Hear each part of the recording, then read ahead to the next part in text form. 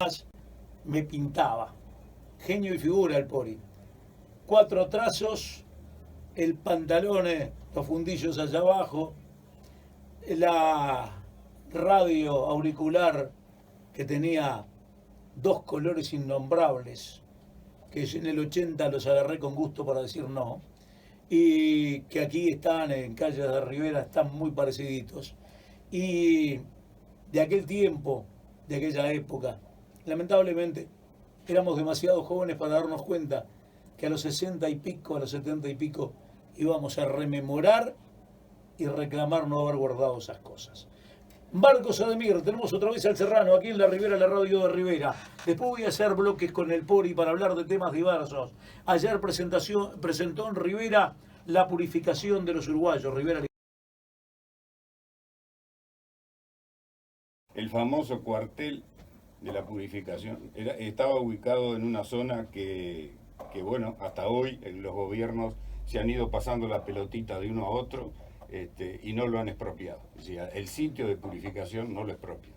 El último fue Tabaré Vázquez, que la mandó la ministra a decirle directamente a los dueños del campo que no le iban a expropiar el campo. ¿Por qué? ¿Por qué esa genuflexión? Y yo tengo mi postura sobre el tema, porque digo, esa fue una expropiación que se realizó, se firmó y la aprobó el gobierno en el 2011, y en el 2018 apareció la ministra Muñoz allá a avisarle a los dueños del campo que no le iban a expropiar. Estamos hablando de cuántas hectáreas. Y son 500 hectáreas más o menos. El sitio de purificación son más o menos eso. Está sobre el río Uruguay, inclusive algunos, hasta hace poco, yo les comentaba ayer, que hasta hace poco la gente discutía a altos niveles si había existido o no purificación. Y hay un mapa de 1838 de purificación y están dibujados los lugares. Es decir, que existió. Lo que pasa que también la versión de que era purificación es muy distinta a la que uno se puede imaginar hoy de un campamento donde estaba el dueño prácticamente de 5 provincias, digo, que era Artigas, ¿no? El dueño de todo eso, el caudillo máximo, estaba en un lugar que la descripción de lo que era el campamento era una toldería de cuero, tolderías de cuero, dice un inglés que visitó eso, puros tolderías de cuero y unos ranchitos de barro. Eso era todo el campamento de purificación. Pero claro, si van a ir a buscar un Santa Teresa o un castillo, no lo van a encontrar, porque no era eso. Ahora, ¿cómo Artigas desde ahí, en esa cosa tan primitiva, firmó el reglamento de tierras 1815, hizo el tratado con los ingleses de libre comercio, y todo desde ahí, que la verdad, uno si va por la zona, por río o por tierra, se asombra de cómo pudo estar ahí, manejando desde ahí todo lo que era la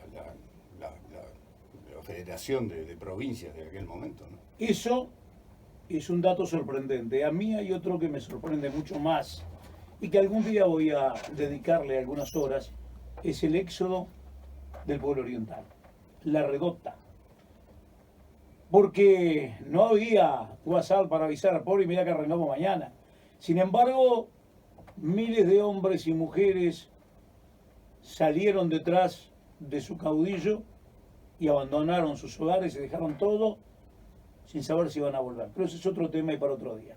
Sí, pero es importante porque digo, uno porque a veces mide todo con los tiempos de hoy y es un disparate. Es decir, la Rañaga para encontrarse con Artigas en Paysandú demoró 15 días en llegar, 15 días de Montevideo a Paysandú. Es decir, que hoy el ómnibus te lo hacen 4 horas, 5. Es decir, era una zona, pero total. Los cuentos de la Rañaga de ese viaje son de poner los pelos de punta, ¿no? Entonces, en esa época que lo haya seguido tanta gente y haya terminado cruzando el río Uruguay, allá en la zona, a la altura de Salto, y ir al campamento de Ayuí del lado argentino, que también es otro tema que a veces los niños, sobre todo en la escuela, no les aclaran mucho. ¿Dónde terminó el éxodo? ¿Dónde está el Ayuí? ¿Dónde era el campamento del Ayuí? Y llegan a pensar de que era ahí en Salto. Es en la Argentina, del otro lado. Es decir, cruzar el río Uruguay a través de las piedras, esa que cuando está bajo el río uno puede imaginarse que lo pudieron haber hecho y cómo, pero con el río crecido, yo no sé quién cruza, salvo Artigas y su gente, pero sí, era un caudillo que hay que sacarse el sombrero. Para mí, el caudillo rural más grande que hubo, y bueno, le costó, porque por ser caudillo rural, los urbanos lo mataron. Estamos en la Ribera, la radio de Rivera, nos acompaña el Pori Ferrar. Voy a dedicarle 2 o 3 minutitos más, después voy a ir al cierre Pa' del un bloque, uruguayo.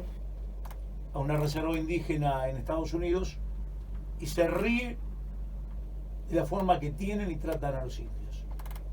Y el yanqui lo mira y le dice, sí, lo de ustedes fue mejor, más práctico, no tienen ni siquiera que tenerlos amontonados, los exterminaron. Entonces hay que tener mucho cuidado con el efecto rebote. En este caso el efecto rebote fue positivo, y para alguien que vive en la calle Purificación, vaya coincidencia, yo vivo hoy en Purificación, Purificación y Solano García, vayan nombres que tienen que ver con nuestra historia. Hoy, ¿te parece que en la enseñanza le dan valor a estas cosas, o es tan rápido una bolilla del programa que cuando terminaron el día ya se terminó? No le dan ningún Había valor. 8 Es tribus. más, porque hablamos solo de los charrúas. Había 8 tribus, y ¿quién era el único hombre que lograba tener contacto con ellos, mantenerlos con ellos, pelear con ellos, que pelearan junto a él, que lo defendieran? Artigas. Claro, desapareció Artigas, y el resto de los que quedaban con los indios, no había forma de entenderse, pero había 8 tribus aquí en la zona. No era solo los charrúas. Los avipones eran los que le fabricaban a Artigas pólvora en Purificación. Es decir, que sabían cómo se fabricaba la pólvora. Los indios avipones. Él pedía azufre, Artigas, al Cabildo de Montevideo para fabricar.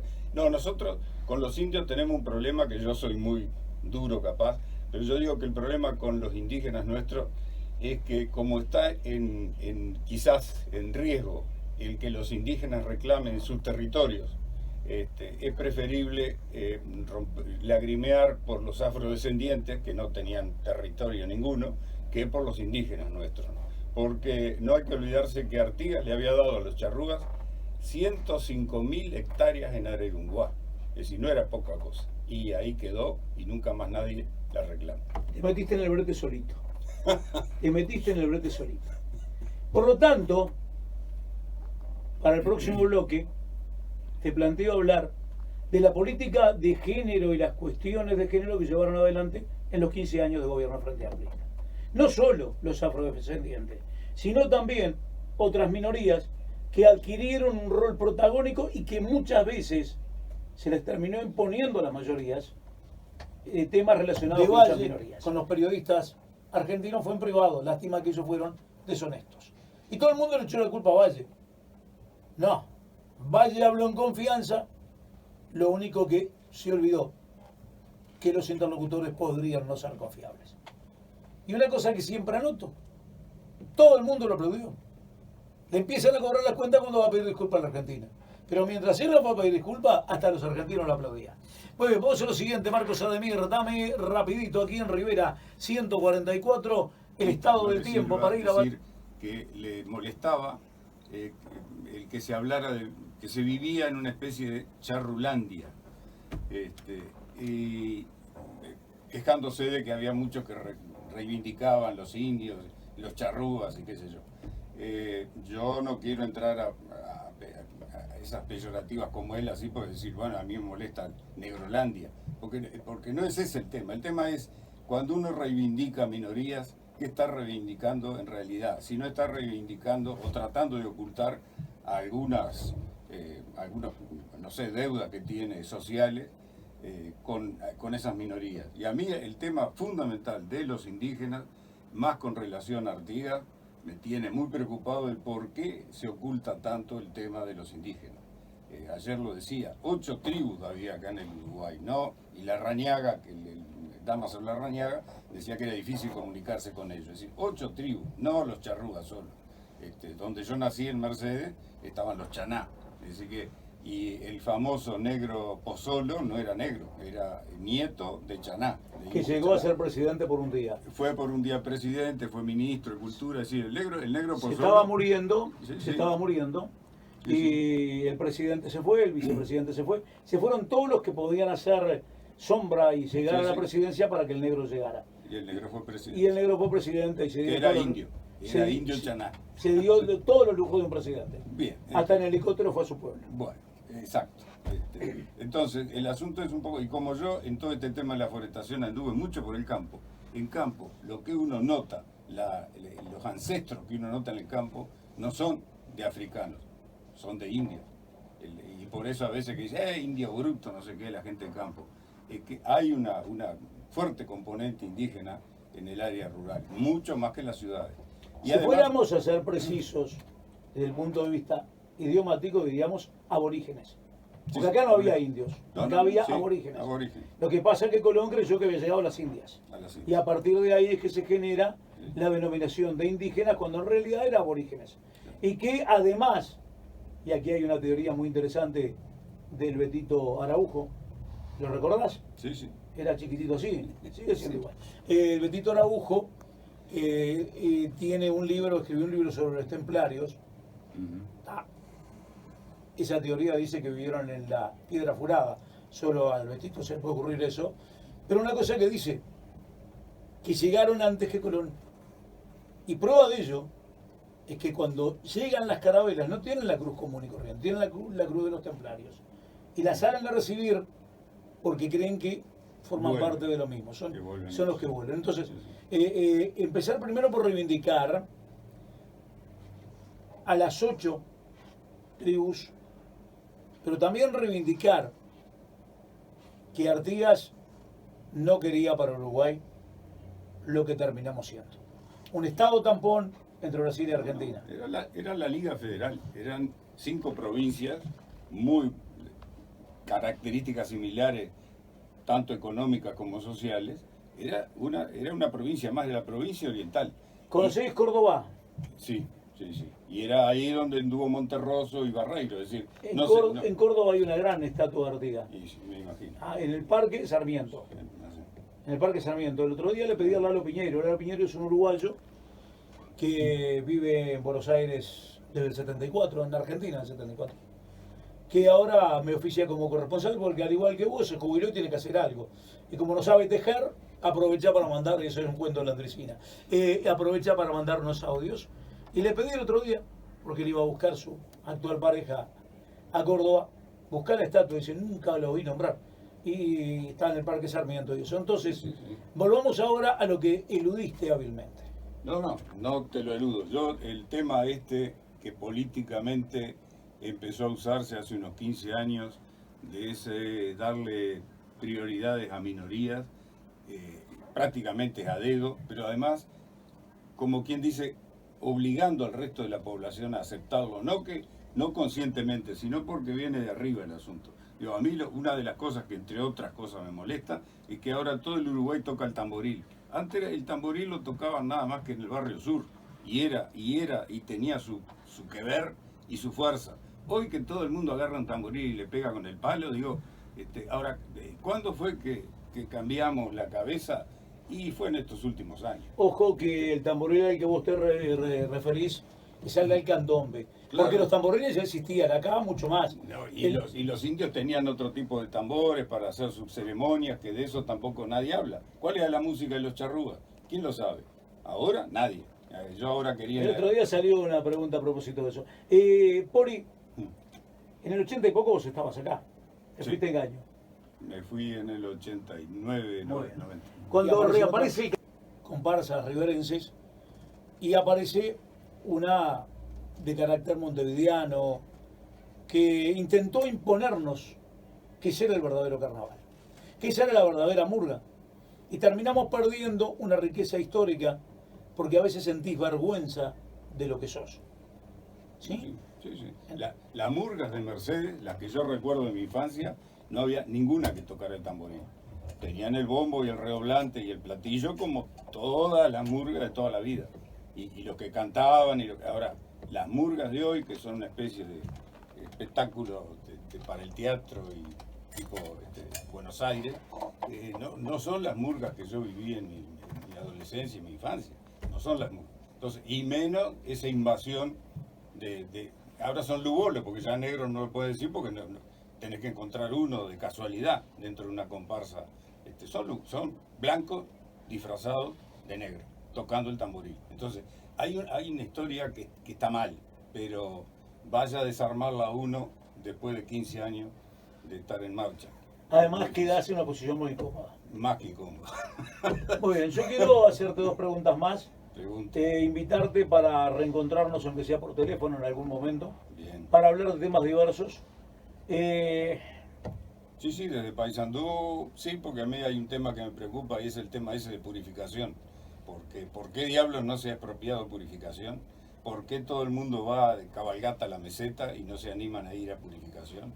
Porque la meseta no está ni cerca de purificación, la meseta de Artigas. Entonces, todo ¿El eso. cartelito y el cartelito que dice sí a la entrada? ¿Qué dice que? El cartel dice purificación a la entrada. No, pero el de a purificación a la estancia es en el hervidero, estancia el hervidero que tiene nombre y apellido el dueño, de Salto.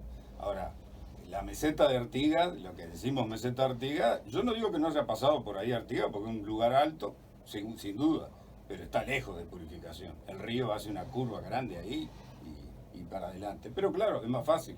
Ese terreno se lo dio el dueño de... Es un hermoso parque, Sí. mal cuidado. No sé si le colocaron la letra que le faltaba hacía años. En la portada, en la entrada, le faltaba una letra. De Rivera, de la Rivera en la que viviste hasta el 89. ¿Qué recordás? ¿Qué añorás? A mí lo que me conmovió de Rivera era la apertura mental que había con relación a lo social y cultural, que de donde yo venía y de lo que había vivido, si bien yo considero que el Uruguay es un país muy conservador, de izquierda y de derecha conservador, por algo tuvimos 15 años al maestro Tabar en fútbol, digo, somos conservadores, nos gusta la media cancha, el agua tibia, ¿no? Lo radical nos pone nerviosos, de cualquiera de los dos lados. Entonces, a mí Rivera, después de venir de Montevideo, Paysandú, Mercedes, era una apertura cultural y social que... En un momento de efervescencia política. Sí, pero además, efervescencia política, digo, pero aquí el tema de el que va y viene por la frontera, el que juega libre por los países, está visto de distintas formas, inclusive hasta eso me hacía pensar diferente en Artigas, que estuvo años siendo contrabandista. Entonces el asunto era, ¿qué es el contrabandista? Yo tengo intención de hacer algún día alguna exposición relacionada al contrabandista, porque es un personaje que también todo el mundo le quiere sacar el culo a la jeringa, pero en realidad es, y en la frontera es clave el hombre El otro día, que viene. El otro día una joven abogada, enojada por el resultado del referéndum, dijo que había que hacer una investigación para determinar si no afecta la capacidad intelectual la margarina, el Nescau y los ticholos. Brutal. Brutal. Una grosería sin sentido y sin razón de ser. Y al sábado siguiente con Pablo Rivas Rosano, de acá de Rivera, que vive en Montevideo, funcionario del Banco República. Él dice que trabaja en el banco, yo le tengo que creer porque es amigo mío, y politólogo, nos da una mano con el tema de los análisis políticos de la perspectiva de las encuestas, es decir, de las estadísticas. Y terminamos, la maldad se la hice al final y Pablo en privado me dice, me la mandaste a guardar allá en el ángulo. Compará, le dije, el resultado de septiembre del 2020, elecciones municipales, con el que obtuvieron ahora en el referéndum. Y al comparar, tuvo que admitir, él y seguramente la persona que escribió la grosería, ahí se dio cuenta de que te quejas y te fue mejor. Entonces, hay que analizar con mucho cuidado las realidades. ¿Añorás la apertura que teníamos? Sí. ¿El OPA qué fue? El OPA fue en esos momentos, junto con Diego Braco, fue una aventura también, como muchas en que me he embarcado, de abrir un espacio a través de lo que era el Diario Norte, que nos permitía desde allí, en que también se apuntara a una apertura cultural que en otros lugares era muy difícil. El propio Diego Braco era de Montevideo, el propio Montevideo era difícil de lograr un espacio como fue el OPA aquí. Es decir que todas esas cosas a mí y los Entre Zoom que hicimos con Tati Bayo y con María Luisa, es decir que fueron todas cosas que uno podría decir que hasta adelantadas a la época, porque después de eso, en los 90 uno vio cosas parecidas en Montevideo, pero aquí ya habían sucedido en el 84, 85, 86, 87, y bueno, por eso digo que Rivera a mí siempre les podrá calentar al resto del país, pero marca tendencias, y atrás de eso después las cosas se acomodan, pero hay una tendencia. Decía don Martín Pavar, con la marcha del carro se acomodan los zapallos. No te des por aludido, pero se está terminando la entrevista, te agradezco que hayas venido, te agradezco ese buen humor que siempre has tenido y sobre todo el poder contar cosas. Las calles de Rivera y otros tantos inventos que he ido haciendo con el transcurrir del tiempo, el otro día se lo decía a Freddy Silva, propenden a tratar de rescatar cosas que solo se van a transmitir a través del relato, a menos que uno un día se tome el trabajo de escribir un libro. Y 50 años casi caminando por estas calles, mirando al costado, mirando para arriba, mirando hacia el otro lado, me permite ir teniendo un tesoro que creo que sería injusto que me lo lleve sin compartirlo. Gracias por haber venido, nos vemos pronto. Gracias por haberme dado el espacio. Y sí, si no es aquí mismo, cara a cara, voy desde Paysandú. No soy muy hábil con los medios de comunicación. No soy bueno, por teléfono. Pero por teléfono te voy a llamar. Porque hay cosas interesantes. Al decir de gerente, además, no era un administrativo cualquiera. Y un día colgó en el grupo de WhatsApp, se dice colgar ahora, no sé por qué, colgó en el grupo de WhatsApp un comentario criticando a los señores ediles porque habían hecho algo que le había molestado al tercer piso. El tercer piso es el ejecutivo. 5 o 6 de los 23 que integraban el grupo me mandaron el audio. Y yo lo mandé al aire. Él mandó un nuevo audio. ¿Quién era que le había mandado al fofoquero? ¿Da? Entonces, como nosotros somos fofoqueros, nos vamos a encontrar para fofoquear un día de esto. Gracias. Otro de los que estaba en esa movida, y el otro día le hice una nota y también le pregunté lo mismo, si tenía algún ejemplar. Daniel Vargas Sánchez, claro, que hoy está en Montevideo. Exacto. Administrador de las viviendas del BPS. Era en aquel tiempo comunicador también de esta radio. Sí, es cierto. Marquitos, cerrar con Chevrolet Rivera, enganchase.